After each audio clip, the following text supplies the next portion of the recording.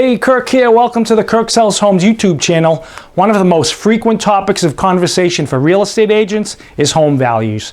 And when we're talking about prices in Massachusetts, particularly Boston and the suburbs, the conversation often ends with the parties shaking their heads and muttering, "It's crazy. I can't believe it. Where's it headed?" Whether a real estate agent represents buyers, sellers, or both, an important part of the job is helping the client determine value and price. Armed with this information, and with guidance from their agent, the client can develop a strategy that suits them.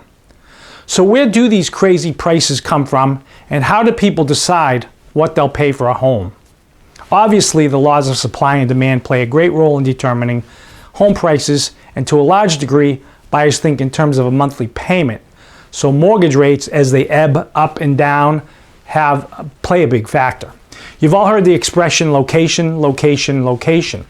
Posh towns with good amenities in close proximity to major cities command the highest prices, and the nicest streets in those towns command top dollar. But this isn't news to any of you, and what we're here to talk about today is pricing a single house, maybe your house or a house you want to purchase. There are actually 3 ways to put a value on real estate. The method we normally use for residential homes is a sales comparison approach. In rare instances, you might use a cost approach, which is basically considering the cost of land and construction so that you could build the same home on a vacant lot. For commercial properties, we might use an income approach so that an investor can determine their rate of return. The sales comparison approach used by real estate agents and appraisers most often to determine value. It's basic at its core. In fact, most people use this method intuitively. Whether they know it or not, buyers and sellers see and hear prices that similar homes have sold for. From there, they make adjustments, they compare the homes, and they come up with a number. Most folks do this in their heads. Real estate agents prepare a report for you, which we call a CMA, or comparative market analysis. We show you comparable sales and walk you through the adjustments that need to be made. Real estate agents see a lot of homes, so it's easier for us to know which homes are truly comparable. And many agents instinctively recognize the subtle differences in a home that can affect the price. I'm a firm believer that pricing a house is as much art, if not more so, than a science. By the time most buyers are ready to make an offer, they've seen enough houses in a given price range to recognize if a home is priced well. They also have a very good feel for the level of activity in their markets. For this reason, I think buyers develop a better understanding of the markets than most sellers, where sellers are only dealing with that one property. On top of the independent research buyers do, they get info from their real estate agent, and they're actually visiting homes and building a mental database of their own. They usually get pretty good at figuring it all out.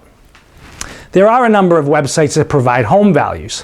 I don't know their exact methodology, but in the most basic sense, they're looking at public record to determine things like the size of the house, the room count, lot size, assessed values, and all those things. They then use data from recent sales in the neighborhood to make comparisons and calculate a value. Sometimes they're accurate and sometimes they're not, but it can be fun to talk about and it can be an interesting reference point.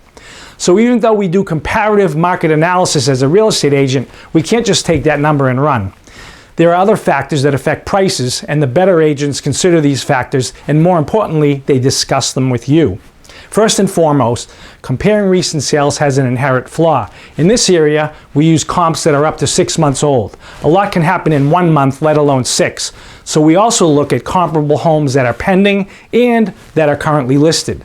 This gives us a glimpse at the direction of the market. From there, adjustments might need to be made. In addition, we need to look at seasonality, recent market activity, local inventory, typical market time, and make educated guesses as to where things are headed.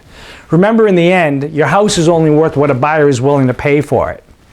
I hope this gives you a better understanding of pricing methods. If nothing else, it should help when the time comes for you to sit down with an agent trying to come up with a price. Feel free to reach out if you have questions or if you want help figuring a price out on whatever real estate you're looking at. We're always here to help. Call, text, email. One last note. If you're a seller, ask your agent if there are things you can do to increase the value of your home. If you're a buyer, talk to your agent. There may be things you can do to increase the future value of a home you're considering, and that may affect what you're willing to pay for it. Once again, thanks for watching. Talk to you soon.